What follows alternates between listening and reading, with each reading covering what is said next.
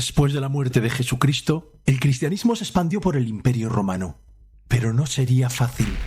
La historia de la expansión del cristianismo es una historia de persecuciones y luchas de poder, de emperadores buscando sus propios fines, de herejías y disputas, y es una historia que está indisolublemente unida al Imperio Romano, de manera que es imposible entender el Imperio Romano de los últimos siglos sin entender el cristianismo. El cristianismo sería perseguido desde el principio. En un momento inicial la persecución fue por los propios judíos.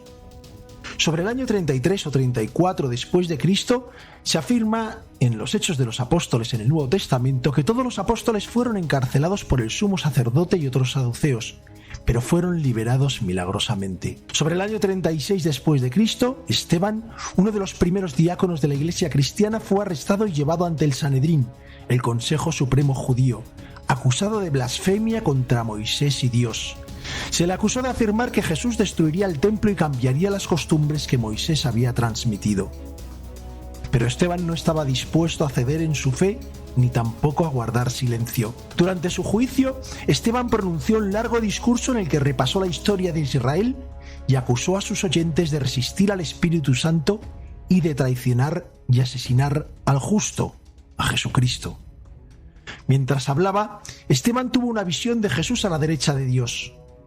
Esto enfureció a los miembros del Sanedrín, quienes lo sacaron de la ciudad y lo apedrearon. La muerte de Esteban marcó el comienzo de una gran persecución contra la Iglesia en Jerusalén, lo que llevó a muchos cristianos a dispersarse por Judea y Samaria, difundiendo así el mensaje cristiano más allá de Jerusalén. Pero curiosamente, el mayor perseguidor del cristianismo se convertiría en su mayor defensor. Saulo de Tarso, conocido posteriormente como Pablo o San Pablo, era un judío nacido en Tarso, la actual Turquía, sobre los años 5 o 10 después de Cristo. Antes de su conversión, Saulo era un feroz perseguidor de los primeros cristianos. Había nacido en una familia judía respetada, obteniendo la ciudadanía romana al nacer. Fue enviado a estudiar a Jerusalén, donde se convirtió en fariseo. Pablo veía el movimiento cristiano como una amenaza a la ortodoxia judía, que debía ser corregida. De hecho, Pablo participó en la lapidación de Esteban que hemos mencionado. Sin embargo, después ocurriría lo impensable. Aunque es evidente que Pablo sufrió una conversión, y esto está bastante acreditado, las circunstancias relativas a la conversión son circunstancias mencionadas en el Nuevo Testamento que lógicamente no están probadas históricamente. Saulo estaba camino a Damasco con unas cartas del sumo sacerdote que le autorizaban a arrestar a los seguidores de Jesús en las sinagogas de la ciudad. Mientras viajaba, una luz del cielo lo rodeó y cayó al suelo. Oyó una voz que le decía: «Saulo, Saulo, ¿por qué me persigues?» Y Saulo preguntó: «¿Quién eres, Señor?» Y la voz respondió: «Yo soy Jesús, a quien tú persigues. Dura cosa estar coces contra el aguijón». Tras esta experiencia, Saulo quedó ciego y fue llevado a Damasco por sus compañeros. Permaneció ciego durante 3 días, sin comer ni beber. En Damasco, un discípulo cristiano llamado Ananías recibió una visión del Señor que le instruyó a buscar a Saulo. Ananías fue con Saulo y puso sus manos sobre él, devolviéndole la vista. Pero Jesús no solo se le había parecido a Pablo, sino que también le dio una misión específica: ser un instrumento para llevar su nombre a los gentiles, reyes y los hijos de Israel. Y eso es lo que hizo. Durante sus viajes, Pablo estableció numerosas comunidades cristianas en ciudades claves como Antioquía, Corinto, Éfeso y Roma, que sirvieron como centros de difusión del cristianismo en sus respectivas regiones. Además, Pablo escribió numerosas epístolas a las comunidades que había fundado. Estas cartas, que forman una parte significativa del Nuevo Testamento, fueron fundamentales para establecer la doctrina y la práctica cristianas. Pablo concibió el cristianismo como una religión universal, no limitada a un grupo étnico-cultural específico, y supo adaptar su mensaje a diferentes audiencias, utilizando su conocimiento del judaísmo, de la filosofía griega y la cultura romana para hacer el cristianismo más accesible y atractivo para diversos grupos. Su impacto fue tan significativo que algunos lo consideran el segundo fundador del cristianismo después de Jesús. Además, las calzadas romanas y las rutas marítimas de Roma facilitaron la movilidad de los misioneros y la difusión de las ideas cristianas. La Pax Romana, un periodo de relativa paz y estabilidad, también contribuyó a este proceso. Pero Lo peor estaba por llegar. Aunque ya habían sido perseguidos en Judea, los cristianos iban a ser mucho más perseguidos a partir de Nerón. Hay varios autores, como Tácito Suetonio, que declaran que Nerón acusó a los cristianos de provocar el gran incendio de Roma en el año 64 después de Cristo. Y no fue una acusación que fuera difícil, porque la influencia del cristianismo y la negativa de los cristianos a participar en el culto imperial y en otras prácticas religiosas romanas hicieron que los cristianos fueran vistos con desconfianza. Nerón los pudo señalar así, sin demasiada oposición.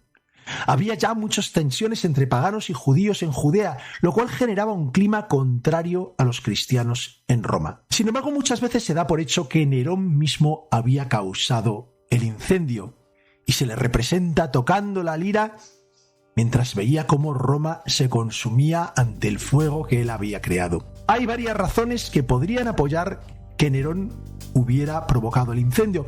Por un lado, se dice que quería reconstruir Roma según sus propios planes arquitectónicos. Quería construir un nuevo palacio, la llamada Domus Aurea o Casa Dorada, y rediseñar la ciudad con amplias avenidas y edificios muy modernos. Además, otros dicen que Nerón, conocido por su amor por las artes, quería recrear la destrucción de Troya, pues Nerón veía con admiración a Príamo, el rey de Troya, que había contemplado la destrucción de su ciudad y su reino al mismo tiempo. Y otros autores dicen que Nerón podría haber querido utilizar el incendio como una oportunidad para desacreditar a sus enemigos políticos y consolidar su poder. Sin embargo, según las teorías históricas más recientes, no está nada claro que Nerón causara el incendio. De hecho, una de las teorías más aceptadas es que el incendio de Roma fue un accidente. Roma era una ciudad con alta densidad de población, construcciones de madera y condiciones propicias para incendios como calles estrechas y falta de agua corriente en muchos lugares. Según Tácito, el fuego comenzó en una tienda en el área del Circo Máximo, un lugar que estaba lleno de materiales inflamables, y se propagó rápidamente por los fuertes vientos y la mala planificación urbana. Además, parece que el alcance del incendio fue exagerado por los historiadores antiguos, y que solamente entre el 15 y el 20% de la ciudad fue destruida, en contraste con lo que decían otros autores de que 2/3 de Roma habían sido arrasados. Incluso algún historiador ha propuesto que los cristianos extremistas pudieron haber iniciado el incendio. Según esta teoría, algunos cristianos habían distribuido panfletos prometiendo la destrucción de Roma como cumplimiento de profecías bíblicas. No hay pruebas concluyentes de la existencia de estos panfletos, pero algunos autores consideran que esto encaja perfectamente con la temática de la destrucción de Roma que está presente en algunos escritos cristianos tempranos.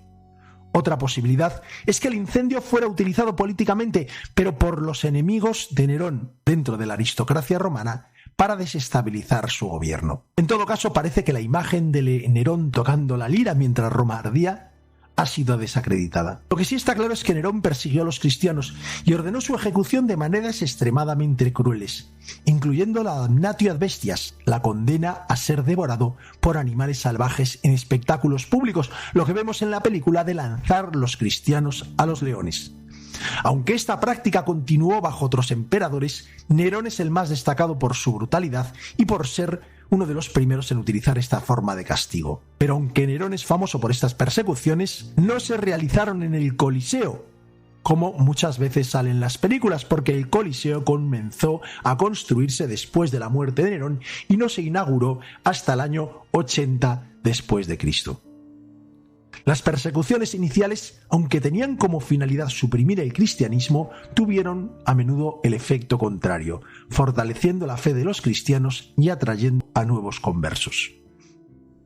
Es importante darse cuenta de que las persecuciones fueron muy extendidas y vamos a comprobarlo mirando la historia de los apóstoles, viendo todos los apóstoles que fueron martirizados. Pedro fue crucificado cabeza abajo en Roma durante el reinado del emperador Nerón sobre el año 64 a 68 después de Cristo. Andrés, hermano de Pedro, fue crucificado en una cruz en forma de X en Patras, Grecia. De ahí, por cierto, viene la imagen de la cruz de San Andrés, la cruz formada por dos aspas rojas, que sería después el símbolo de Borgoña y el símbolo de los ejércitos españoles. Santiago el Mayor, hijo de Zebedeo, fue decapitado por orden de Herodes Agripa I en Jerusalén sobre el año 44 después de Cristo. Felipe fue crucificado en Hierápolis, en Frigia, la actual Turquía. Bartolomé fue desollado vivo y decapitado en Armenia. Tomás fue martirizado en la India atravesado por una lanza. Mateo fue apuñalado hasta la muerte en Etiopía. Santiago el Menor fue apedreado y golpeado hasta la muerte con un garrote en Jerusalén. Simón el Celote fue crucificado en Persia. Judas Tadeo fue martirizado en Persia junto con Simón el Celote, posiblemente golpeado hasta la muerte con un garrote. Es curioso que de todos los apóstoles, solo Juan, hermano de Santiago el Mayor, murió de causas naturales en Éfeso, porque Judas Iscariote, que había traicionado a Jesús, se suicidó poco después de la crucifixión de Cristo. Por tanto, los 12 apóstoles originales, 10 fueron martirizados por su fe, solamente uno murió de causas naturales. La rebelión de los judíos contra los romanos, conocida como la Primera Guerra Judeo-Romana o Gran Revuelta Judía, comenzó en el año 66 después de Cristo. Esta revuelta fue el resultado de una serie de tensiones acumuladas, incluyendo la presión por parte de los gobernadores romanos, las crecientes desigualdades sociales y tensiones religiosas entre judíos y romanos. Se produjeron graves enfrentamientos y la situación se agravó cuando el gobernador romano Gessius Florus confiscó dinero del tesoro del templo y arrestó a varios líderes judíos, lo que llevó a una rebelión generalizada en Jerusalén, que terminó con la expulsión de los romanos y la formación de un gobierno provisional judío. Sin embargo, la respuesta romana fue contundente y bajo el liderazgo de Vespasiano y su hijo Tito, las fuerzas romanas finalmente sitiaron y destruyeron Jerusalén en el año 70 después de Cristo, produciéndose la destrucción del segundo templo. Más de 1 billón de judíos murieron según algunas fuentes. Muchos judíos fueron vendidos como esclavos o llevados a Roma. Lógicamente, muchos cristianos judíos huyeron durante esta época de Jerusalén y de Judea durante el asedio, estableciéndose en otras regiones. Y de nuevo, como cuando habían sido perseguidos por los judíos en Jerusalén, la persecución y los problemas llevaron a la diáspora y con esto a la extensión del cristianismo a nuevos lugares. Con la caída de Jerusalén, Roma emergió como el nuevo centro de autoridad y comunicación para la Iglesia en expansión. ¿Y cómo se organizaba inicialmente la Iglesia? Los 12 apóstoles fueron los líderes iniciales de la Iglesia, pero a medida que la Iglesia crecía se establecieron presbíteros, que eran los ancianos, y los diáconos para ayudar en la administración y el servicio de las comunidades locales. Poco a poco fue emergiendo la figura del obispo, episcopos, que era el líder principal de la comunidad cristiana, lo que se consolidó en el siglo II, con obispos como Ignacio de Antioquía. Posteriormente, ya la estructura de la Iglesia se organizaría en torno a 5 grandes patriarcados, como veremos en su momento. Después de la rebelión de Judea, lógicamente la consideración que tenían los judíos y los cristianos, que eran vistos en el imperio como de alguna manera una secta de los judíos, era bastante mala. Bajo Domiciano, en los años 81-96 después de Cristo, hubo persecuciones de cristianos por negarse a adorar al emperador como Dios. Trajano, entre los años 98 a 117, estableció que ser cristiano era un delito, pero prohibió la búsqueda activa de cristianos. Una actuación muy discutida es la de Marco Aurelio, el emperador estoico, entre los años 161 a 180 después de Cristo. Mientras algunos historiadores consideran que persiguió a los cristianos, otros consideran que los protegió. Es curioso que un emperador como Marco Aurelio, que frecuentemente se ve en redes sociales citado como un ejemplo de moderación, no se abstrayera, parece ser del todo, de las persecuciones a cristianos. En el actual Lyon, en lo que era Lugdunum, en aquel momento, en el año 177, los cristianos fueron arrestados, torturados y ejecutados de diversas maneras, incluyendo el ser arrojados a las bestias en el anfiteatro. Hay casos de persecuciones de cristianos durante el reinado de Marco Aurelio, pero no hay evidencia de que Marco Aurelio emitiera edictos específicos contra los cristianos. Septimio Severo, en los años 193 a 211, prohibió las conversiones al cristianismo. Decio, en los años 249 a 251, ordenó la primera persecución sistemática en todo el imperio, exigiendo que todos los ciudadanos realizaran sacrificios a los dioses romanos. Valeriano, entre los años 253 a 260, prohibió las reuniones cristianas y ordenó la ejecución de obispos y presbíteros. Pero la persecución más dura estaba todavía por llegar. En el año 293 después de Cristo, Diocleciano estableció en Roma un sistema llamado la tetrarquía. La tetrarquía consistía en establecer un augusto o emperador para la parte de Occidente y otro para la parte de Oriente, y un sucesor o César en cada una de las partes, en total, por tanto, 4 personas. Diocleciano se estableció como augusto de Oriente. En el año 299, después de una victoriosa guerra contra los persas, Diocleciano, con Galerio, que era su sucesor en la parte de Oriente, volvieron a Antioquía. Y allí tomaron parte en la ceremonia de sacrificio y adivinación, en que, sin embargo, los encargados de ello no fueron capaces de leer las entrañas de los animales sacrificados. Esto era bastante grave en Roma porque traía, se suponía, malas consecuencias, y se culpó a los cristianos de la corte imperial. Los emperadores ordenaron que todos los miembros de la corte realizaran un sacrificio para purificar el palacio, y se envió cartas a los mandos militares que exigían sacrificios bajo penas de ser expulsados del ejército. Diocleciano era bastante conservador en cuestiones religiosas, fiel al tradicional panteón romano, pero algunos autores afirman que era Galerio el principal impulsor de la purga. Diocleciano y Galerio discutieron sobre la política hacia los cristianos durante ese invierno. Mientras que Diocleciano consideraba que bastaba con prohibir a los cristianos trabajar como funcionarios o en el ejército para recuperar el favor de los dioses, Galerio quería ir más allá y defendía la exterminación. Al final, Diocleciano y Galerio acudieron a pedir consejo al oráculo de Apolo en Dídima, y el oráculo contestó que los justos sobre la tierra dificultaban la habilidad de Apolo de aconsejar. La referencia a los justos sobre la tierra fue interpretada como una referencia a los cristianos, lo que consiguió convencer a Diocleciano para que realizara una persecución universal de los cristianos. Se ordenó la destrucción de iglesias, la quema de libros sagrados y la privación de derechos civiles a los cristianos. En el año 305, con Diocleciano y su coemperador Máximo habiendo abdicado, Galerio fue promovido a Augusto de Oriente, continuando con las persecuciones a los cristianos. Sin embargo, Galerio cambió su postura al final de su vida.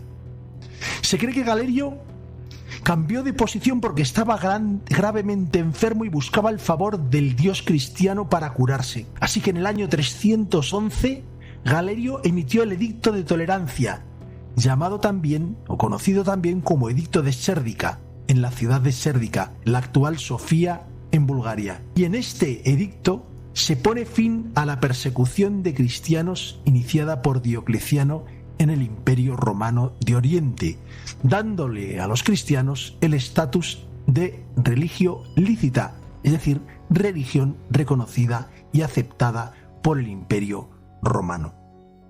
El edicto pedía a cambio a los cristianos que oraran por la salud del emperador y la seguridad del Estado a cambio de esta tolerancia. Sin embargo, no debieron surtir mucho efecto los rezos porque Galerio murió pocos días después de emitir el edicto, el 5 de mayo del año 311, cuando el edicto se había emitido en abril. Aunque el edicto marcó el fin oficial de las persecuciones, las noticias viajaban lentamente y en algunas regiones las persecuciones continuaron durante meses.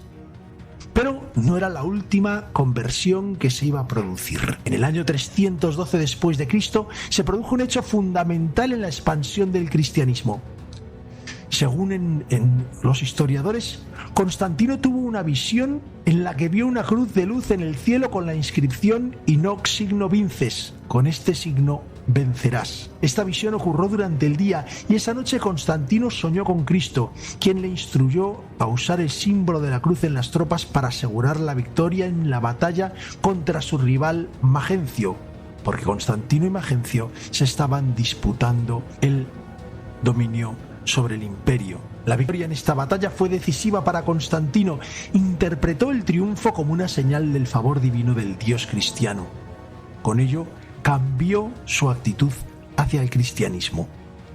Sin embargo, algunos historiadores dicen que la conversión de Constantino pudo tener unas motivaciones más prácticas. Quizá Constantino pudo haber buscado unificar el imperio bajo una religión monoteísta que ofrecía una estructura organizativa sólida y una comunidad en crecimiento. En todo caso, el Edicto de Milán del año 313, promulgado por Constantino y su coemperador Licino, estableció la tolerancia religiosa para todas las religiones en todo el Imperio Romano, no solamente para los cristianos, y superó también al Edicto de Tolerancia de Galerio, pues no solo permitió la práctica abierta de la fe a los cristianos, sino que les daba el derecho a organizarse en iglesias y les devolvía las propiedades confiscadas. Por tanto, el Edicto de Milán expande el Edicto de Tolerancia, pero es el Edicto de Tolerancia el que acaba con las persecuciones y no el Edicto de Milán, como muchas veces se menciona. Pero los problemas del cristianismo, ahora que se estaban empezando a resolver los peligros derivados de los emperadores romanos, vendrían también de los propios cristianos. Y es que sobre el año 318-319 después de Cristo, un presbítero de Alejandría, Egipto, llamado Arrio, fundó el arrianismo. Arrio enseñaba que Cristo, como Hijo de Dios, era un ser creado y por tanto no era eterno ni igual a Dios Padre, lo que se oponía a la visión ortodoxa de que Cristo era de la misma sustancia que el Padre y coeterno con él. Vamos a ver en la historia del cristianismo que la complejidad de la estructura de la Santísima Trinidad va a ser una fuente muy grande de herejías y de conflictos. La controversia de Arrio se extendió rápidamente por el Imperio Romano, dividiendo a la Iglesia. Pero en el año 324, Constantino I el Grande se convirtió en el único emperador romano al derrotar al coemperador Licinio en la batalla de Crisópolis. Y ya en el año 325 después de Cristo, como único emperador, el emperador Constantino convocó el concilio de Nicea para resolver la disputa. Es importante ver que el cristianismo, a pesar de que estaba patrocinado por Constantino, no era todavía religión oficial. El concilio de Nicea condenó las enseñanzas de Arrio como herejía y estableció el llamado credo niceno, que es el credo más tradicional, que afirmaba la divinidad plena de Cristo. El concilio reconoce además una autoridad especial al obispo de Roma, aunque todavía no suprema. Pero a pesar de ser condenado oficialmente, el arrianismo continuó teniendo seguidores y causando controversias durante varias décadas más. Constantino, aunque se declaró cristiano y apoyó activamente a la Iglesia, no fue bautizado hasta poco antes de su muerte en el año 337 por el obispo Eusebio de Nicomedia, que era un obispo arriano, lo que ha generado debates sobre la sinceridad y la naturaleza de su conversión. Parece ser que Constantino utilizó el cristianismo para sus propios fines. El hijo de Constantino I, Constancio II, intentó crear la unidad religiosa en el Imperio Romano, pero en lugar de utilizar el cristianismo niceno, digamos el cristianismo más ortodoxo, bajo el cristianismo arriano, persiguiendo a los que seguían la ortodoxia nicena. Se realizaron varios concilios para imponer la doctrina arriana, como los concilios de Rímini y Seleucia en los años 359 y 360, y Constancio II exilió a varios obispos que se oponían al arrianismo. Pero en el año 361, Constancio II murió de fiebre cerca de Tarso, en la actual Turquía, mientras se dirigía al este para enfrentar a su primo Juliano, quien se había proclamado emperador en el año 360. Y curiosamente, aunque murió al ir a enfrentarse con él, Constancio II había nombrado a Juliano como su sucesor, lo que facilitó la transición realmente pacífica del poder. Juliano, conocido posteriormente como Juliano el Apóstata, asumió el control del Imperio Romano sin ninguna oposición significativa. Y como imaginaréis, si Juliano se llamaba el apóstata es porque no era demasiado cristiano. Juliano intentó revertir las políticas procristianas de Constancio II y restaurar el paganismo como la religión dominante del imperio. Este esfuerzo incluyó la promoción de los cultos tradicionales romanos y la reducción del apoyo estatal a la Iglesia cristiana.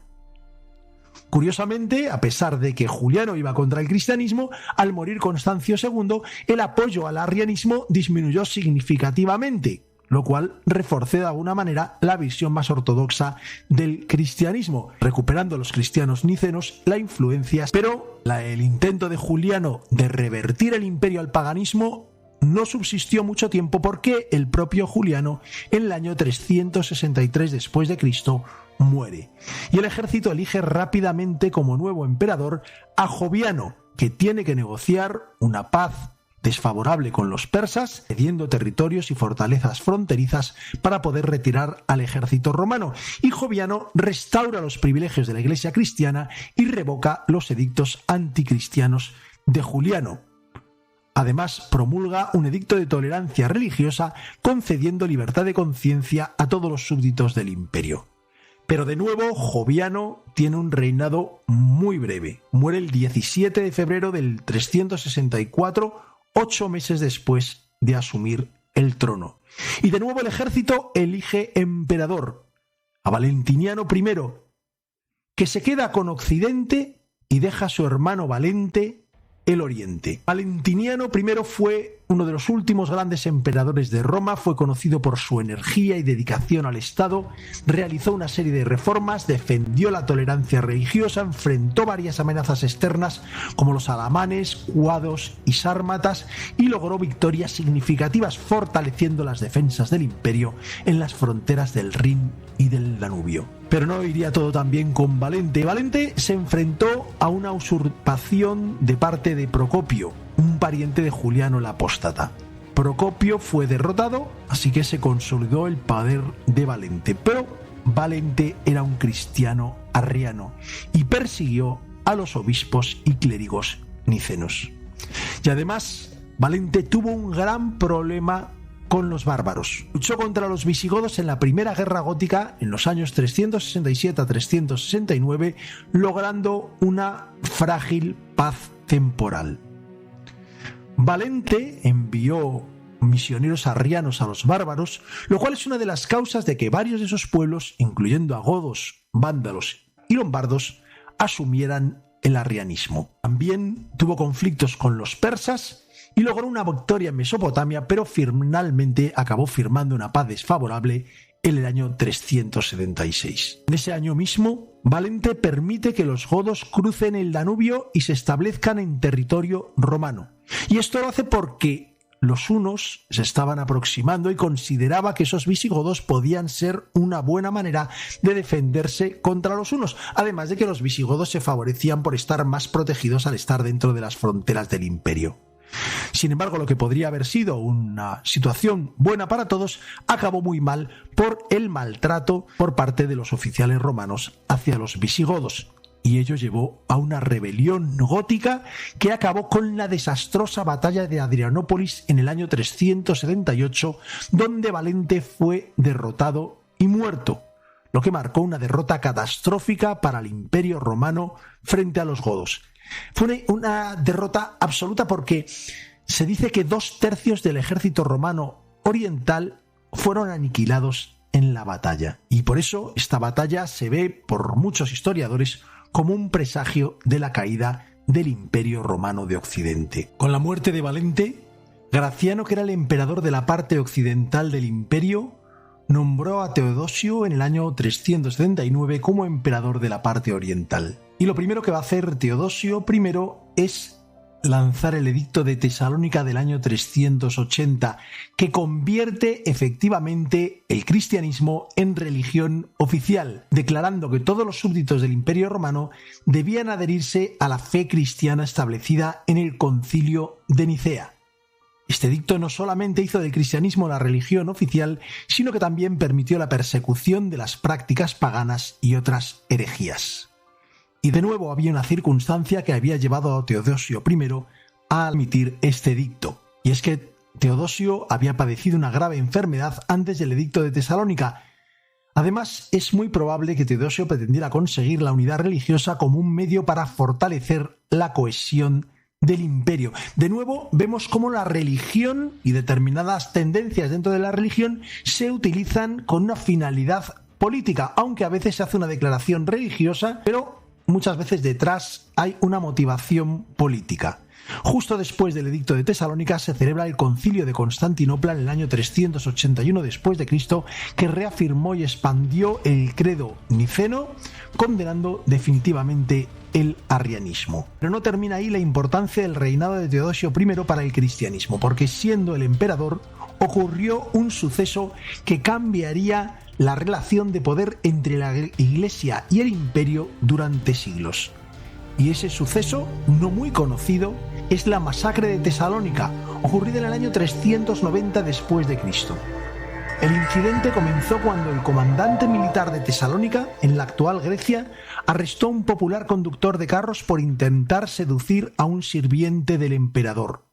Los conductores de carros eran unas estrellas de la Roma de la época, como los deportistas actuales, y este arresto enfureció a la población local, que exigía la liberación del conductor de carros.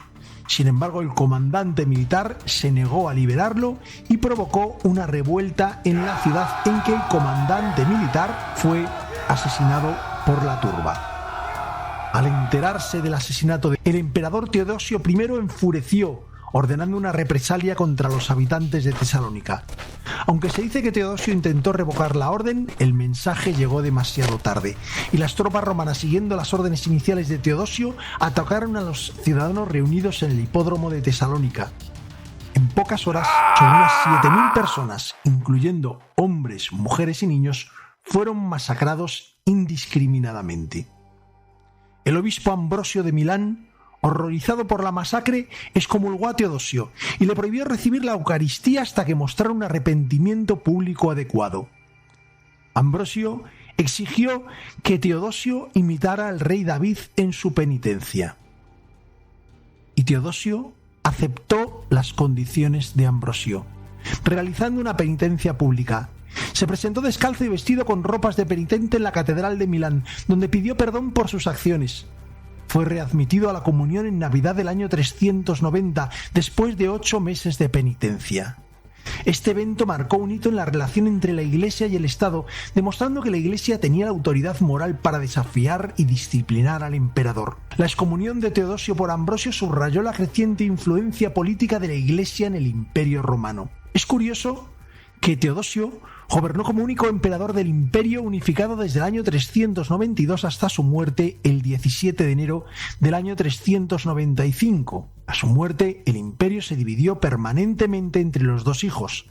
Arcadio heredó la parte oriental y Honorio heredó la parte occidental. Así que el último emperador de todo el imperio romano fue el que estableció definitivamente la oficialidad y el poder de la Iglesia cristiana. De alguna manera, la Iglesia se convertiría en la continuadora del Imperio Romano durante mucho tiempo. Sin embargo, no habían acabado todavía los problemas del arrianismo, porque la controversia se había extendido por el Imperio Romano. Pero sí fue desapareciendo posteriormente, gradualmente, de los pueblos germánicos entre los siglos VI y VIII después de Cristo. El rey franco Clodoveo I, que había tenido algún acercamiento al arrianismo siendo pagano, se convirtió al cristianismo niceno sobre el año 496 después de Cristo. El rey visigodo Recaredo I se convirtió del arrianismo al catolicismo en el año 587 después de Cristo y declaró el catolicismo como religión oficial del reino visigodo en el Tercer Concilio de Toledo en el año 589. El reino suevo de Galicia abandonó el arrianismo con el rey Carriarico entre los años 550 y 570 después de Cristo. El reino burgundio adoptó oficialmente el catolicismo en el año 516 después de Cristo bajo el rey Segismundo. El reino vándalo, que era arriano, fue conquistado por el Imperio bizantino en el año 534 después de Cristo. Por tanto, desapareció el arrianismo entre los vándalos. Tras la caída del reino ostrogodo en Italia en el año 553 después de Cristo, los ostrogodos restantes se dispersaron y eventualmente abandonaron el arrianismo. El último pueblo bárbaro en abandonar el arrianismo fue el pueblo lombardo. El proceso fue gradual, pero se completó oficialmente con el rey Heriberto I en el año 653 después de Cristo. El arrianismo fue un dolor de cabeza para el cristianismo durante mucho tiempo. Quizá por eso San Jerónimo dijo que el mundo se despertó con un llanto cuando se descubrió Arriano. Pero la influencia del arrianismo ha sido muy grande durante muchos siglos. Incluso algunas denominaciones modernas como los Testigos de Jehová mantienen creencias similares a las arrianas respecto a la naturaleza de Cristo. Pero el arrianismo no fue el único reto para la Iglesia cristiana. Hubo otro reto bastante importante y que también ha producido consecuencias durante largo tiempo, y vendría de la mano de un hombre que daría su nombre a una rama del cristianismo. Este hombre es Nestorio, patriarca de Constantinopla entre los años 428 y 431 después de Cristo. Nestorio enseñaba que las naturalezas divina y humana de Cristo eran completamente separadas y que existían como dos personas distintas: el hombre Jesús y el Logos divino. Esta enseñanza se oponía a la doctrina ortodoxa de que Cristo es una sola persona con dos naturalezas, divina y humana. Nestorio rechazaba el uso del término Theotokos, Madre de Dios, para referirse a la Virgen María, diciendo que María solo dio a luz al hombre Jesús y no al Logos divino, por lo que proponía el término Tristotokos, Madre de Cristo. En el año 431 el primer concilio de Éfeso condenó a Nestorio y a sus enseñanzas, lo que llevó a su deposición como patriarca de Constantinopla y a la emigración de los nestorianos a Persia. En el año 451, en el concilio de Calcedonia, se establece una organización llamada de la Pentarquía del cristianismo en torno a 5 grandes patriarcados: Roma, Constantinopla, Alejandría, Antioquía y Jerusalén. Pero la iglesia nestoriana se separaría ya en el concilio de Seleucia-Ctesifonte en el año 486, estableciéndose los nestorianos de manera independiente en Persia. El nestorianismo no produce los mismos problemas que el arrianismo porque su expansión se produjo hacia nuevos territorios, básicamente hacia el este. Desde Persia, los nestorianos expandieron su influencia hacia el este a través de la ruta de la seda, con una cierta influencia en la corte de los mongoles, llegando a regiones como Asia Central, India y China. Establecieron comunidades y centros de aprendizaje en lugares como Samarcanda y Kashgar, y su presencia se mantuvo significativa durante varios siglos. La presencia de líderes cristianos nestorianos entre los mongoles contribuyó a alimentar la leyenda europea del Preste Juan, un supuesto gran líder cristiano en el este.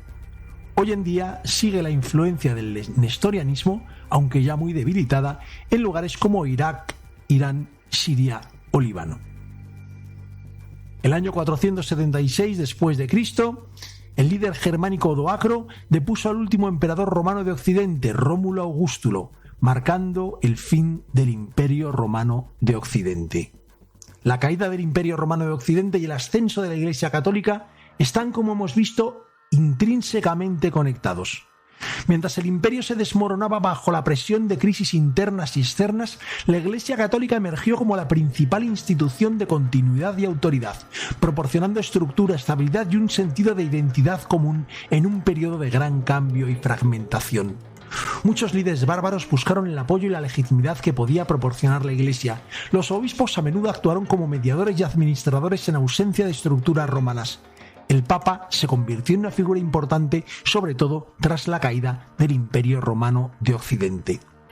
Toda esta transición marcó el inicio de la Edad Media, donde la Iglesia Católica desempeñaría un papel central en la vida política, social y espiritual de Europa.